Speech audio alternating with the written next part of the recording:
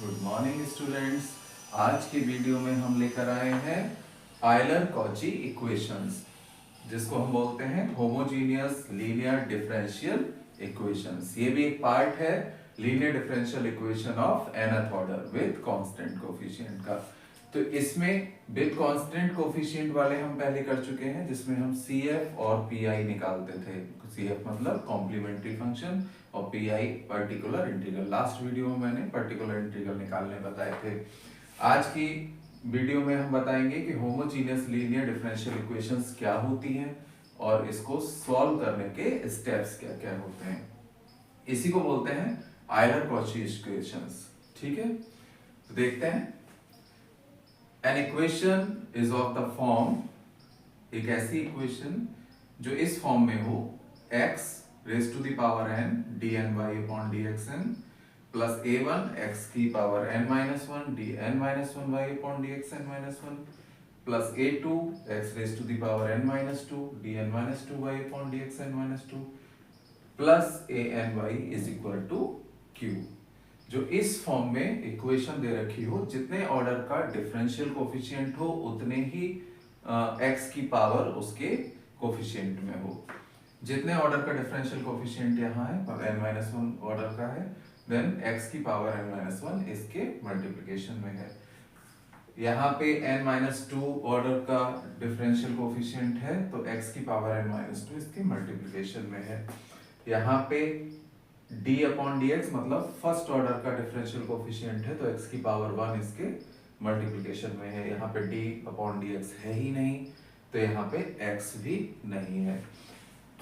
तो ऐसी इक्वेशंस जो इस फॉर्म में हो वो कहलाती हैं होमोजीनियस लीनियर डिफरेंशियल इक्वेशंस, और इसको हम बोलते हैं आयलर-कॉचीज इक्वेशंस। इसमें a1, a2, a3, an-1, an ये सारे के सारे क्या होते हैं? कांस्टेंट होते हैं। और q हमेशा की तरह ऑलवेज क्या है? Function of x। वही लिखा है where a1, a2, an are constants and q is the function of x।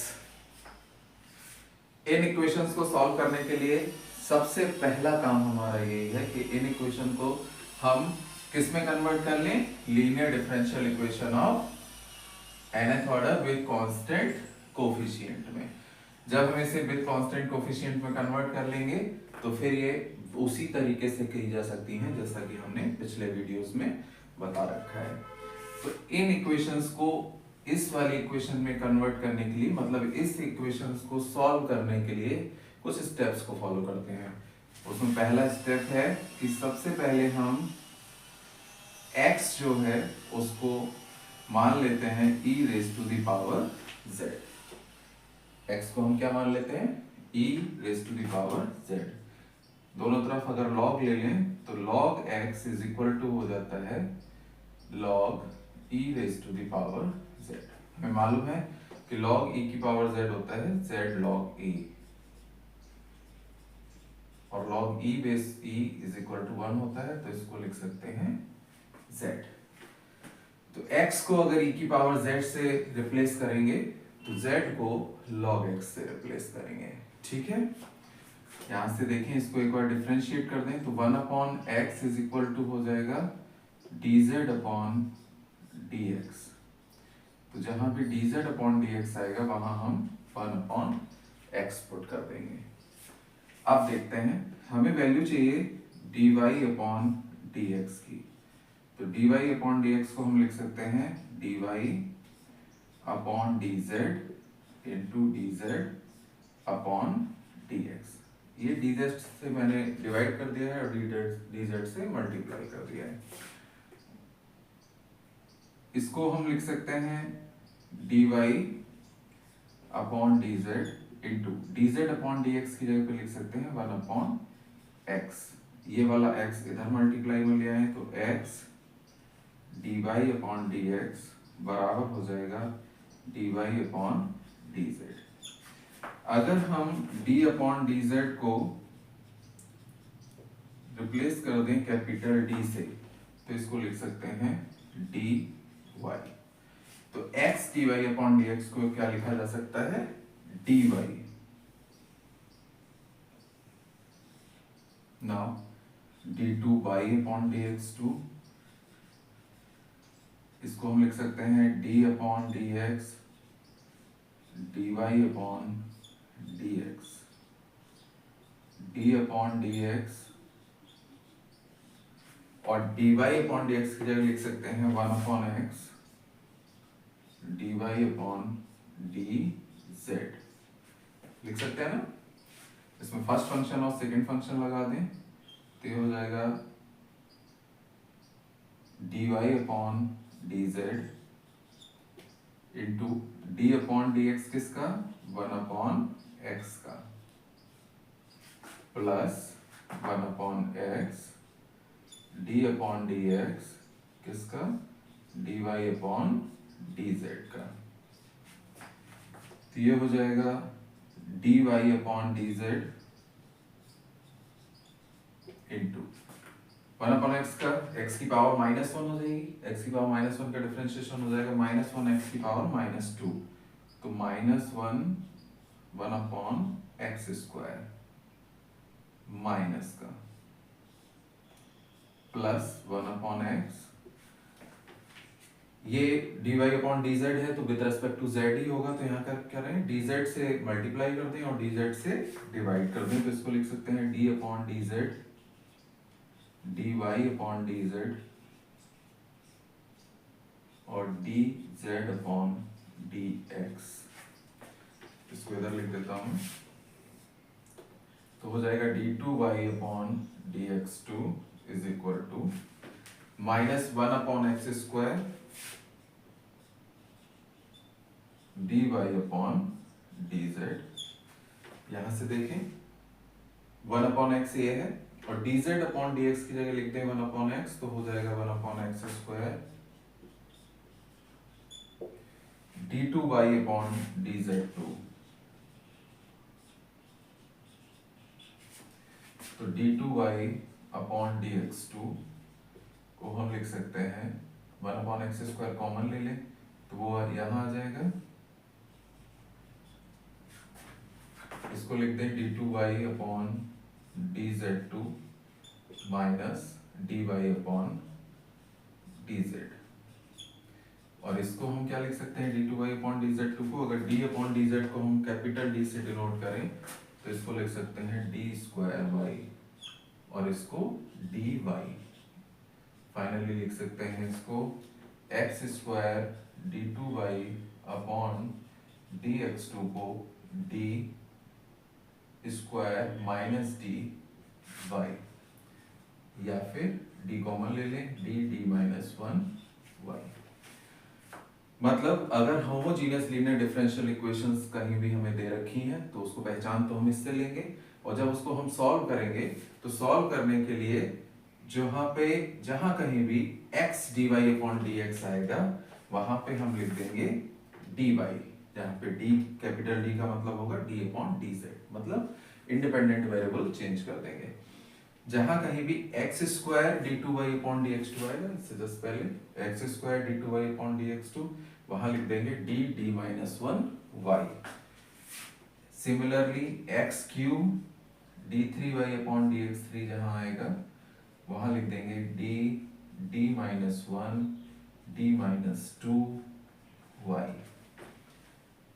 Same x की पावर 4 d4y/dx4 जहां आएगा वहां लिख देंगे d-1 d-2 d-3y।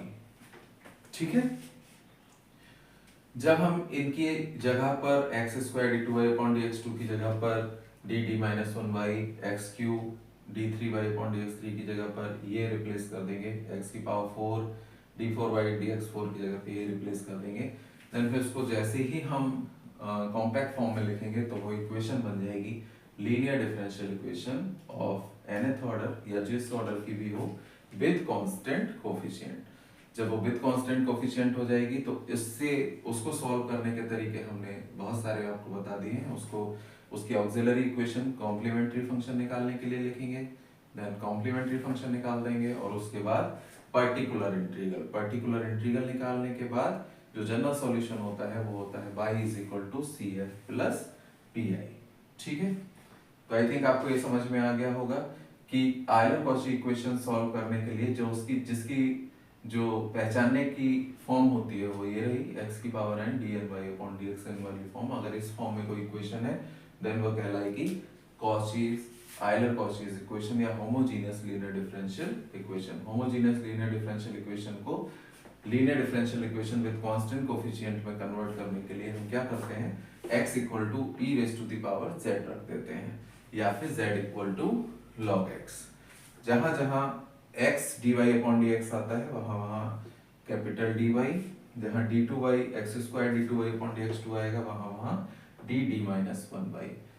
जब हम ये रिप्लेस कर देंगे देन फिर थोड़ा सा उसको सॉल्व करेंगे ब्रैकेट को, तो जो स्टैंडर्ड इक्वेशन बनती है वो बनती है F D Y is equal to Q, और यही स्टैंडर्ड इक्वेशन होती है linear differential equation with constant coefficient की। इसको सॉल्व करने के लिए हम क्या करते थे, y इज इक्वल टू निकाल देते थे CF प्लस PI। एक बात का ध्यान रखेंगे कि इसका जो CF और PI आएगा वो इन टर्म्स ऑफ z आएगा, क्योंकि इंडिपेंडेंट वेरिएबल क्या है z को कन्वर्ट कर देंगे लास्ट लाइन में इन टर्म्स ऑफ x। जहां जहां z आ रहा होगा वहां वहां लिख देंगे log x और आपको फाइनल आंसर मिल जाएगा। चलिए एक एग्जांपल देखते हैं। इसमें सॉल्व करना है x square d2y upon dx2 plus x dy upon dx plus 4y is equal to 0। ये इस फॉर्म में है। ये हमें मालूम है कि ये होमोजेनियस लीनियर डिफरेंशियल इक्वेशन है, इसलिए क्योंकि इसका सेकंड ऑर्डर का डिफरेंशियल कोएफिशिएंट के साथ में x स्क्वायर दे रखा है, फर्स्ट ऑर्डर के डिफरेंशियल कोएफिशिएंट के साथ में x की पावर 1 है, जहां पे कोई डिफरेंशियल कोएफिशिएंट नहीं है वहां पे x की पावर 0 है। इस टाइप की इक्वेशन को सॉल्व करने के लिए अभी मैंने बताया कि जहां जहां x dy अपॉन dx होगा वहां लिख देंगे dy, जहां x square d2y upon dx2 होगा वहां लिख देंगे d माइनस 1y। जहां पे कैपिटल जो d है वो क्या है, d अपॉन dz। तो फर्स्ट स्टेप में x square d2y upon dx2 की जगह पे d minus 1y plus x dy upon dx की जगह पर dy plus 4y is equal to 0। ये हो जाएगा d minus 1 plus d plus 4y common ले लिया इज इक्वल टू 0। इसको लिख सकते हैं d स्क्वायर, ये अंदर मल्टीप्लाई कर दिया, minus d plus 4y is equal to 0। ठीक है, ये d से d कैंसिल हो गए हैं, d square plus 4y is equal to 0।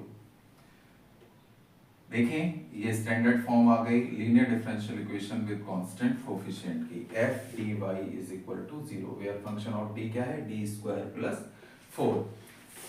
इसमें q जो है वो 0 के बराबर है, तो सिर्फ CF निकलेगा, इसका मतलब कॉम्प्लीमेंट्री फंक्शन निकलेगा, पर्टिकुलर इंटीग्रल निकालने की जरूरत इसमें नहीं है। तो इसका जो जनरल सॉल्यूशन होगा वो y बराबर होगा CF प्लस PI, जहाँ पे PI यहाँ पे क्या है 0 दे रखा है, तो y इज इक्वल टू हो जाएगा कॉम्प्लीमेंट्री फंक्शन। और कॉम्प्लीमेंट्री फंक्शन निकालने के लिए हम क्या करते हैं, कॉम्प्लीमेंट्री फंक्शन निकालने के लिए हम लिखते हैं ऑक्सिलरी इक्वेशन। ऑक्सिलरी इक्वेशन हो जाएगी m square plus 4 is equal to 0। ये CF निकालने के लिए मतलब कॉम्प्लीमेंट्री फंक्शन निकालने के लिए मैंने पीछे 2 वीडियो बना रखे हैं, जिसको आप बहुत ध्यान से देख के इसको निकाल सकते हैं अगर आपको नहीं निकालना आता है तो m square is equal to हो जाएगा माइनस का 4, m बराबर हो जाएगा प्लस माइनस 2i। जब इमेजिनरी रूट होते हैं तो कॉम्प्लीमेंट्री फंक्शन लिखा जाता है e raise to the power alpha x। Alpha यहाँ पे 0 है तो e की पावर 0 मतलब 1 हो गया, c1 cos बीटा z हो जाएगा, क्योंकि d इज इक्वल टू क्या है, d upon dz plus c2 sign beta z। ठीक है, और यही है y हमारा, तो सॉल्यूशन हो जाएगा y is equal to c1 cos 2z plus c2 sin 2z। z को लास्ट में कन्वर्ट कर देंगे। z क्या है? z इक्वल टू होता है log x। कहाँ से आया? जब हमने x इज इक्वल टू रखा था e की पावर z। तो c1 cos 2 log x लिख दें, c2 sin 2 log x। सो ये है इसका रिक्वायर्ड सॉल्यूशन। एक बार फिर से देख लें, ये होमोजीनियस लीनियर डिफरेंशियल इक्वेशन है सेकेंड ऑर्डर की। इसमें X square D two Y upon D X two की जगह पे हमने रिप्लेस कर दिया है D D minus one Y. X D Y upon D X की जगह पे लिख दिया है हमने डी वाई, और 4y ऐसे ही लिख दिए हैं। थोड़ा सा इसको सॉल्व कर दिया है, ये आ गया D square plus 4y is equal to 0। ये है linear differential equation with constant coefficient. इसकी स्टैंडर्ड फॉर्म में F D Y is equal to Q. Q यहाँ पे 0 है। जब q 0 होता है देन pi बराबर 0 होता है, और pi is equal to general solution हो जाता है कॉम्प्लीमेंट्री फंक्शन। कॉम्प्लीमेंट्री फंक्शन निकालने के लिए हम क्या करते हैं? Auxiliary equation. ऑक्सिलरी इक्वेशन में जो पाई का कोफिशिएंट होता है उसको 0 के बराबर रख देते हैं और d को रिप्लेस कर देते हैं m से। Then m square plus 4 is equal to 0। Solve करने के बाद रूट्स आ गए m is equal to 0 plus minus 2i। ये इमेजिनरी रूट्स हैं। इमेजिनरी रूट्स का कॉम्प्लीमेंट्री फंक्शन लिखा जाता है e raise to the power alpha x। Alpha यहाँ पे 0 है इसलिए e की पावर 0 मतलब 1। c1 cos beta x, x की जगह पे यहाँ पे z है तो c1 cos beta z plus c2 sin beta z। अब z में आंसर नहीं लिखना है, आंसर x में ही लिखना है, तो z इक्वल टू हो जाता है log x। तो y इज इक्वल टू हो जाएगा c1 cos 2 z की जगह पे log x, c2 sin 2 z की जगह पे log x। देखते हैं next question. The question is X square D two Y upon D X two minus 3x dy upon dx plus 4y is equal to 2x square. यहाँ q भी दिया है, q is the form of function of x। क्या करते हैं? ये हमें पता चल गया होमोजेनियस लीनियर डिफरेंशियल इक्वेशन है, क्योंकि सेकंड ऑर्डर के डिफरेंशियल कोएफिशिएंट के साथ x स्क्वायर है, फर्स्ट ऑर्डर के डिफरेंशियल कोएफिशिएंट के साथ x है। इसको सॉल्व करने के लिए हम क्या सब्स्टिट्यूट करते हैं? x equal to e raise to the power z, या फिर z equal to log x, और x dy अपॉन dx की जगह पे dy, x square D two Y upon dx two की जगह पे D D minus one Y. तो इक्वेशन रिड्यूस हो जाएगी इस फॉर्म में D D minus one Y minus 3 dy plus 4y is equal to 2x square मतलब e raise to the power 2z। z की फॉर्म में आ गए, जहां पे d क्या है? d upon dz। ये हो जाएगा d square minus d minus 3d plus 4y is equal to 2 e raise to the power 2z। यह हो जाएगा d square minus 4d plus 4y is equal to 2 e raise to the power 2z। ये बन गई standard equation, linear differential equation with constant coefficient बन गई। ये q हो गया function of z, F D आ गया फंक्शन ऑफ z मतलब फंक्शन ऑफ d, और ये d क्या है? d upon dz। इसको सॉल्व करने के लिए क्या निकलेगा? y इज इक्वल टू आएगा complementary function plus particular integral. Complementary function निकालने के लिए हम क्या करें? जो y का कोफिशिएंट है, y के कोफिशिएंट को 0 के बराबर कर दें और d की जगह पर m लिख दें। m square minus 4m plus 4 is equal to 0। ये क्या है? Auxiliary equation. m square minus 4m plus 4 is equal to 0। ये m माइनस 2 का होल स्क्वायर है।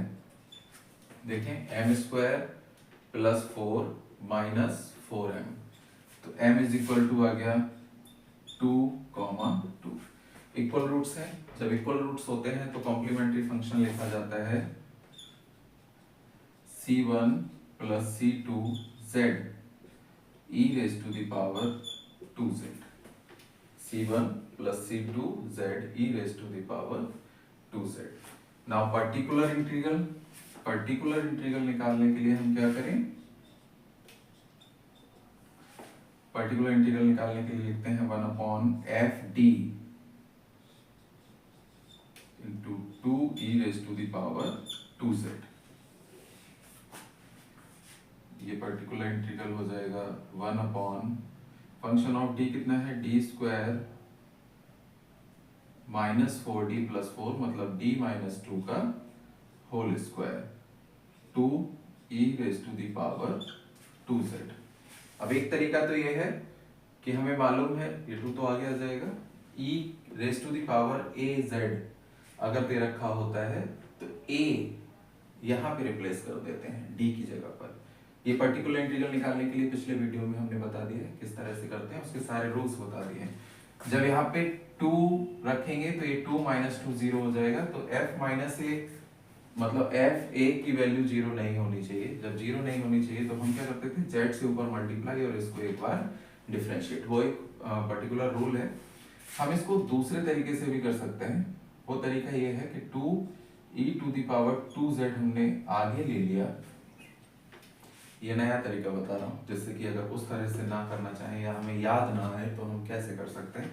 तो 2e⁻²z हम आगे ले लेंगे, तो जब e⁻ax हम आगे ले लेते हैं, मतलब e⁻az हम आगे ले लेते हैं, हमने पढ़ा था कि 1/fd e⁻ax इंटू v अगर pi होता था तो इसको हम लिखते थे e⁻ax 1/f d + a v।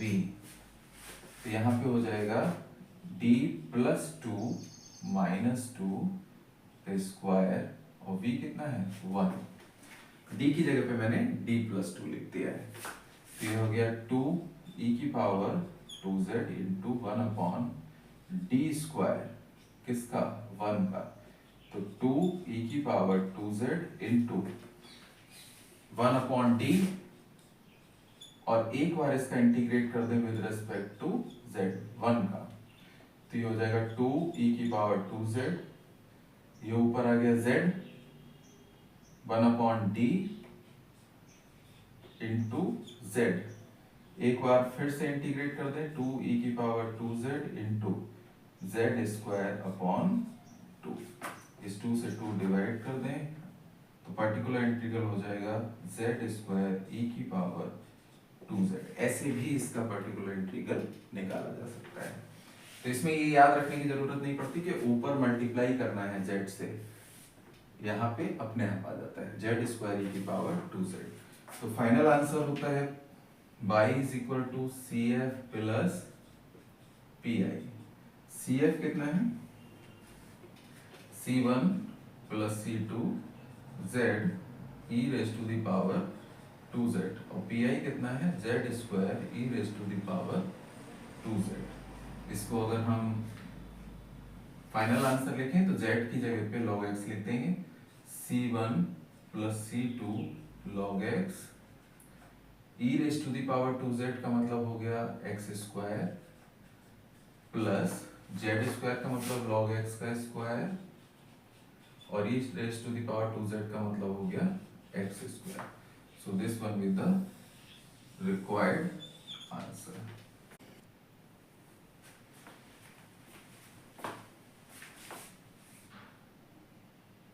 देखते हैं next question. Solve x² d2y/dx2 plus x dy/dx plus y = log x sin log x। ठीक है, ये होमोजेनियस लीनियर डिफरेंशियल इक्वेशन है। इसमें x² d2y/dx2 की जगह पे रिप्लेस कर देंगे d - 1y, x dy/dx की जगह पे dy, x = e⁻² z मतलब z = log x, और जहां पे d जो दे रखा है वो है d/dz। तो जब रिप्लेस करेंगे तो यहाँ आ जाएगा d -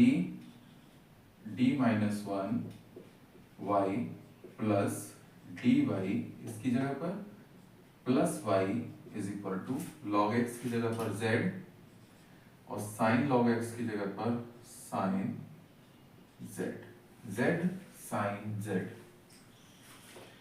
ये हो जाएगा d² - d plus D plus 1 y is equal to Z sine Z, या फिर D square plus 1 y is equal to Z sine Z.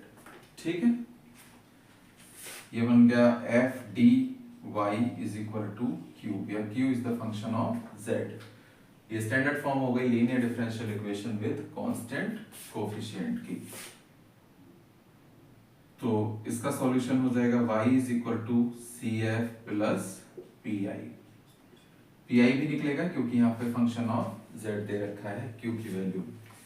तो सी एफ निकालने के लिए हम ऑक्सिलरी इक्वेशन लिखें। ऑक्सिलरी इक्वेशन हो जाएगी M square plus 1 is equal to 0, M square is equal to minus 1, M is equal to plus minus I. ठीक है, तो सी एफ हो जाएगा e की पावर 0 z 1 हो गया c1 cos z plus c2 sin z। इसका ध्यान रखेंगे, z को कन्वर्ट कर देंगे बाद में x में एक साथ। नाउ पी आई निकालने के लिए हम क्या करते हैं, 1 upon F D, F D कितना है D square plus 1 Z sine Z. इस टाइप का पी आई निकालने का एक और तरीका मैं नया बताता हूँ। z साइन z ऐसा दे रखा है, तब इसका पी आई निकालने के लिए हम क्या करते हैं, यहाँ पे z cos z भी दे रखा हो सकता था, z स्क्वायर cos z भी दे रखा हो सकता था, z क्यूब साइन z भी दे रखा हो सकता था। मतलब x इंटू वी वाली फॉर्म, मतलब दोनों ही फंक्शन ऑफ x हो या दोनों ही फंक्शन ऑफ z हो। तो अभी पहले हमने पढ़ रखा था कि अगर e की पावर ax इंटू वी दे रखा होता है q बराबर, तब हम कैसे निकालते हैं, तब हम निकालते थे e की पावर ax को आगे ले आते थे, और आगे लाने के बाद जहां जहां d होता था वहां वहां d प्लस a लिख देते थे। अगर q is equal to x into V दे रखा हो, v is the function of x, यहाँ पे z and z is the function, v is the function of z, तब हम कैसे सॉल्व करते हैं। तो हम क्या करते हैं, इसको हम लिख लेते हैं, हमें मालूम होता है, देखो e की power i z is equal to होता है cos z plus i sin z। ये इसका रियल पार्ट कहलाता है और ये इसका इमेजिनरी पार्ट कहलाता है। तो यहाँ पे sin z लिखा हुआ है, तो sin z का मतलब हो गया कि इमेजिनरी पार्ट ऑफ e की पावर i z। तो यहाँ पे हम शॉर्ट में लिख सकते हैं imaginary part of 1 upon D square plus 1 z into e की पावर i z। e की पावर i z का क्या है, ये इमेजिनरी पार्ट। एंड में जाके जब इमेजिनरी पार्ट, जो इमेजिनरी पार्ट होंगे वो आंसर में हम लिख देंगे। ये ऐसे ही चलता रहेगा, इमेजिनरी पार्ट ऑफ, अब हमें मालूम है z इंटू ई की पावर आई जेड, इस फॉर्म को हमने सॉल्व किया है पहले भी। इसमें e की पावर आई जेड आगे ले लेते हैं, 1 अपॉन जहां जहां d है वहां वहां d प्लस आई हो जाएगा का होल स्क्वायर प्लस 1 और z। ठीक है, now imaginary part of e की पावर आई जेड 1 अपॉन, ये हो जाएगा a प्लस वी का होल स्क्वायर बोलते हैं, T square plus I square plus 2it plus 1 z। इसको लिखते हैं इमेजिनरी पार्ट ऑफ e की power I Z 1 upon D square, I square की जगह -1 और +1 खत्म हो गए, प्लस 2i d z। जब x की पावर m वाला होता था तो उसका रूल था कि इसमें जो लोएस्ट डिग्री टर्म है उसको बाहर ले लेते हैं और फिर बाइनोमियल लगा देते हैं। सेम यहाँ भी इमेजिनरी पार्ट ऑफ e की पावर आई जेड और लोएस्ट डिग्री टर्म है 2ID, बाहर ले लें 2ID, तो अंदर क्या बचा 1 plus D square upon 2ID की पावर -1 z। ये हो गया इमेजिनरी पार्ट ऑफ e की पावर iz अपॉन 2ID।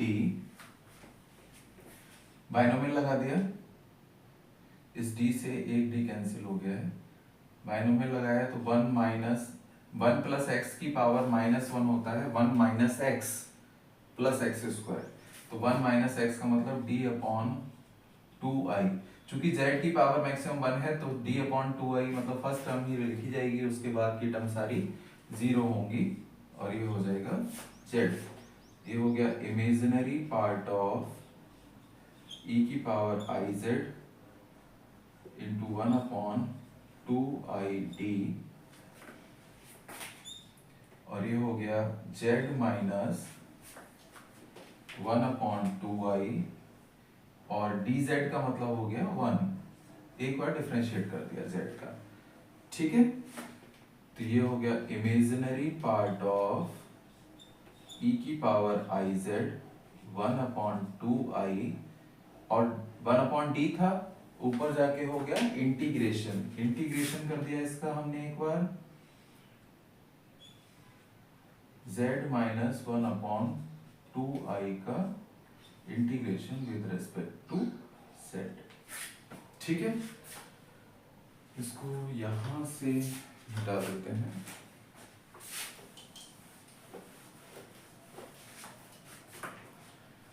ये हो गया is equal to imaginary part of e की power iz into 1 upon 2i, यहाँ तक इंटीग्रेशन के बाद क्या आएगा, z का हो गया z square upon 2 minus 1 upon 2i और dz का z, ठीक है। ये हो गया imaginary part of 1 upon 2i अंदर ले जाएं, e की पावर iz, ये हो गया z square upon 4i minus 1 upon 4i square, i square की वैल्यू हो गई -1 तो 1 अपॉन 4z, ठीक। इमेजिनरी पार्ट ऑफ e की पावर iz को लिखते हैं cos z plus i sin z, ठीक है। और ये हो गया z square upon 4i plus 1 upon 4z। अब ये हटाना है इमेजिनरी पार्ट ऑफ, इसका मतलब है कि जहां जहां अब i आएगा यहाँ पे, इनके जब मल्टीप्लाई करेंगे तो जो टर्म i के मल्टीप्लिकेशन में होगी वो टर्म यहाँ लिखी जाएगी।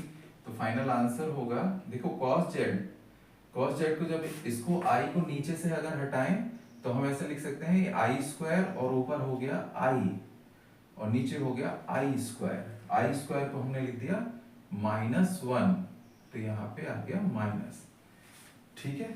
अब देखें cos z का जब इसमें मल्टीप्लाई करेंगे तो i आएगा मल्टीप्लाई में, तो वो क्या होगा minus z square upon 4 cos z i, तो इमेजिनरी पार्ट है। cos z का जब हम इसमें मल्टीप्लाई करेंगे तो इसमें कहीं भी i नहीं आएगा, तो ये रियल पार्ट है तो इसको हम नहीं लिखेंगे। जब i sin z का i z स्क्वायर अपॉन 4 में मल्टीप्लाई करेंगे तो ये i स्क्वायर हो जाएगा जो कि -1 हो जाएगा, तो ये रियल पार्ट हो जाएगा ना कि इमेजिनरी पार्ट, ये भी नहीं लिखेंगे। और i sin z का जब इसमें मल्टीप्लाई करेंगे तब आएगा i, तो ये हो जाएगा plus z upon 4 sin z। तो ये जो दो टर्म है ये इमेजिनरी पार्ट है इस दोनों मल्टीप्लिकेशन की, मतलब पूरी मल्टीप्लाई कर लिया, पूरा मल्टीप्लाई करने के बाद जो रियल पार्ट था उसे छोड़ दिया और जो इमेजिनरी पार्ट था वो मैंने यहाँ पे लिख दिया। इस टाइप के क्वेश्चन करने का ये भी एक तरीका होता है। तो ये पर्टिकुलर इंटीग्रल आ गया इन टर्म्स ऑफ z, ये कॉम्प्लीमेंट्री फंक्शन आ गया इन टर्म्स ऑफ z। तो फाइनली सॉल्यूशन हो गया y is equal to CF, C1 cos z plus C2 sin z plus particular integral तो minus Z square upon 4 cos z plus Z upon 4 sin z। अब Z को जहां जहां Z लिखा हुआ है उसको कन्वर्ट कर दें एक्स में, तो जेड बराबर क्या था log x, x बराबर क्या था e की पावर z, z बराबर log x। जहां जहां z है वहां वहां log x लिख दें। C1 cos log x plus C2 sin log x minus Z square log x का square upon 4 cos log x plus Z log x upon 4 sin log x. So this one is the required answer for this given equation. देखते हैं next question. Solve X cube D three Y upon D X three plus three X square D two Y upon D X two plus X D Y upon D X plus Y is equal to X plus log X. इसमें X cube है तो मतलब हमें क्या क्या replace करना होगा। सबसे पहले हम रिप्लेस करेंगे x इक्वल टू ई की पावर z, ये सब्स्टिट्यूट कर देते हैं, मतलब log x equal to z। जहां जहां X cube D three Y upon D X three आएगा वहां लिख देंगे D minus one D minus two Y. जहां पे X square D two Y upon D X two आएगा वहां लिख देंगे डी माइनस वन वाई। जहां X D Y upon D X आएगा वहां लिख देंगे डी वाई। ठीक है, ये सब रिप्लेस कर दें। X cube D three Y upon D X three यहां से हो गया D minus one D minus two Y plus three X square D two Y upon D X two की जगह पे आ जाएगा D minus one Y plus X D Y upon D X की जगह पे D Y plus Y is equal to X की जगह पे ई की power Z plus log x की जगह पे जेड। तो इक्वेशन रिप्लेस हो गई। जहां पे डी जो है वो क्या है D upon D Z. Solve कर लें, ये हो जाएगा डी स्क्वायर माइनस डी और डी माइनस टू, वाई हटा दें, three D square minus three D, ये मल्टीप्लाई कर दिया है, plus D plus one Y is equal to E की पावर जेड प्लस जेड। इसको मल्टीप्लाई कर दें, D cube minus two D square minus D square plus two D cube minus two D square minus D square plus two D plus three D square minus two D minus three D plus one Y E की power Z plus Z. Minus का two D square minus का D square three D square हो गया, plus का three D square cancel हो गया, plus का two D minus का टू डी कैंसिल हो गया, बचा D cube plus one Y is equal to E की पावर जेड प्लस जेड। ठीक है, ये स्टैंडर्ड फॉर्म आ गई linear differential equation with constant coefficient की एफ डी वाई बराबर Q function of Z. Simple, इसका सॉल्यूशन होगा particular integral plus complementary function. Complementary function निकालने के लिए क्या करेंगे, ऑक्सिलरी इक्वेशन लिखेंगे। ऑक्सिलरी इक्वेशन क्या होती है, इसकी ऑक्सिलरी इक्वेशन क्या हो जाएगी, M cube plus one is equal to zero. जो y का कोफिशिएंट होता है उसको जीरो के बराबर रख देते हैं और d को m से रिप्लेस कर देते हैं। यहां से आप देखें m cube plus one is equal to zero है, तो इसका मतलब है इसके तीन रूट होंगे। तीन रूट क्या होंगे, A cube plus B cube वाला फॉर्मूले से बोल दिया, m plus one M square plus one minus M is equal to zero. ये है a plus B, A square plus B square minus A B. एक तो m बराबर हो गया -1 और इसमें श्रीधराचार्य लगा दें तो m बराबर हो गया माइनस का b मतलब 1 प्लस माइनस b स्क्वायर मतलब 1 का square minus 4ac 1 into 1 upon 2a। यहां से m बराबर हो गया 1 प्लस माइनस √3 माइनस का √3 और i अपॉन 2। तो m बराबर एक रूट हो गया -1 और एक हो गया 1/2 प्लस i√3/2 और एक 1/2 माइनस i√3/2। तो इसका जो कॉम्प्लीमेंट्री फंक्शन होगा वो हो जाएगा c1 e की पावर माइनस z इस वाले से और इससे प्लस e की पावर अल्फा z मतलब z upon 2 c2 cos beta √3/2 z plus c3 sin beta √3/2 z। So this one with the complementary function.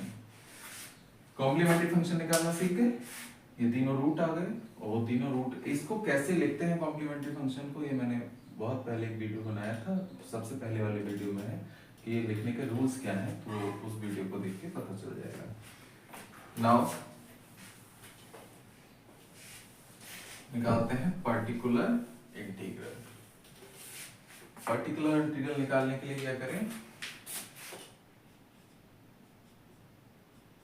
1 upon क्या था dq प्लस 1 एंड में बनी थी fd dq plus 1 y is equal to था e की power z plus z, यही तो था। तो 1 अपॉन dq प्लस 1 y की 1 अपॉन fd हो गया e की पावर z प्लस z। तो अलग अलग कर दें, 1 upon dq plus 1 z sorry e की power z plus 1 upon dq plus 1 z e की पावर a z, तो d की जगह पर a से रिप्लेस कर दें, a कितना है 1 है तो 1 प्लस 1 e की पावर z प्लस इसमें इसको लिख सकते हैं 1 प्लस dq की पावर -1 z, ये x की पावर m वाला है तो e की power z upon 2 plus binomial से खोल दें तो 1 माइनस dq, चूंकि z की मैक्सिमम पावर 1 है तो आगे की कोई भी टर्म लिखना बेकार है, e की power z upon 2 plus z, क्योंकि थ्री टाइम डिफरेंशिएशन z का 0 होगा। ये हो गया इसका particular integral. Then y is equal to solution हो गया cf प्लस pi। cf कितना है c1 e की power minus z plus e की power minus z upon 2 c2 cos √3/2 z plus c3 sin √3/2 z, ये तो cf हो गया प्लस pi हो गया e की power z upon 2 plus z। अब z इक्वल टू क्या है log x और x इक्वल टू क्या है e की पावर z,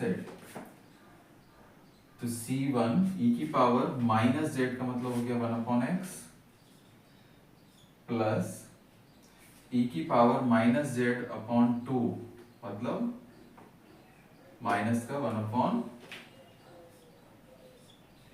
रूट x की पावर 1/2 हो जाएगा, e की पावर z/2 x की पावर 1/2 माइनस z/2, तो नीचे यहाँ से हो जाएगा देखो x की पावर 1/2 बराबर e की पावर z अपॉन 2, तो e की पावर x की पावर माइनस 1/2 बराबर हो जाएगा e की power minus z upon 2, minus 1/2 का मतलब 1/√x। c2 cos √3 upon 2 z की जगह पे log x,